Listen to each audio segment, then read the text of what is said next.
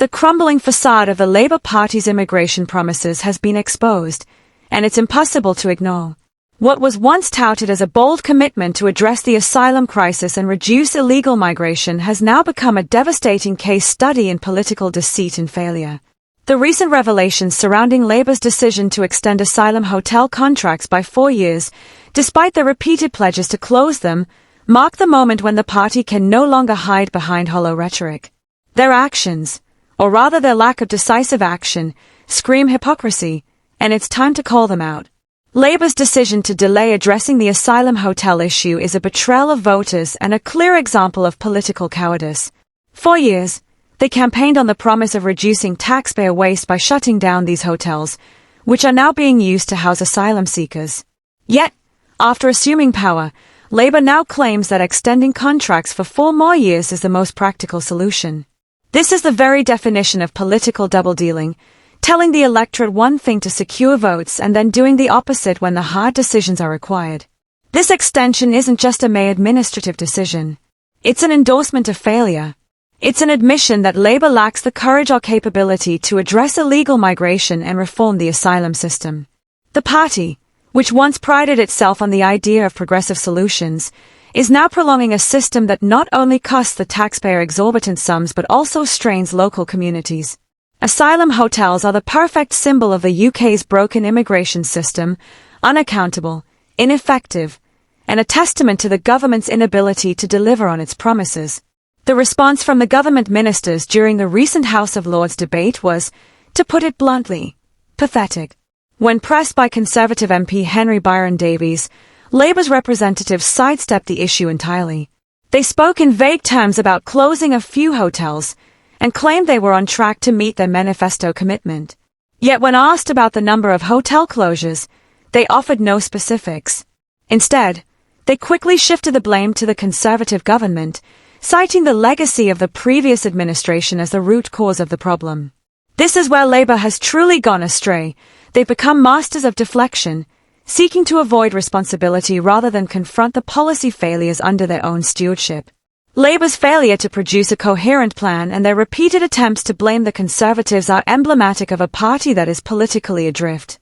After years in power, Labour can no longer hide behind the past. The reality is that they have failed to make meaningful progress on their key promises, and the handling of the asylum issue is just the latest in a long line of broken commitments. Their reluctance to act decisively on illegal migration and asylum accommodation reveals a party that is content to pander to public opinion without ever delivering results. It is a political calculation, and it is one that will backfire as the public grows increasingly disillusioned with their leadership. The hypocrisy of Labour's stance is undeniable. They campaigned on the promise of change, of reform, of shutting down asylum hotels. Yet now, they are extending contracts with no clear long-term strategy for reform.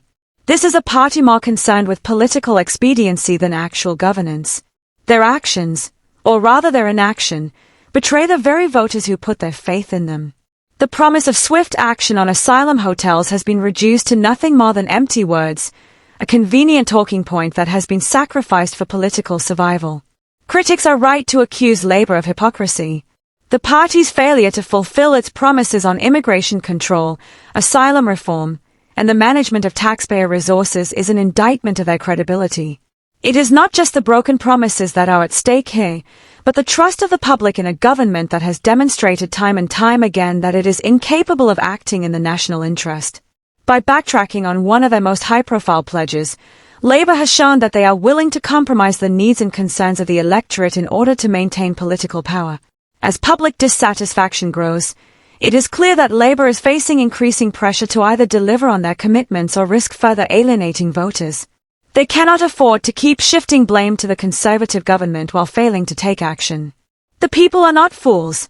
They know when they are being fed empty rhetoric, and they are no longer willing to accept it.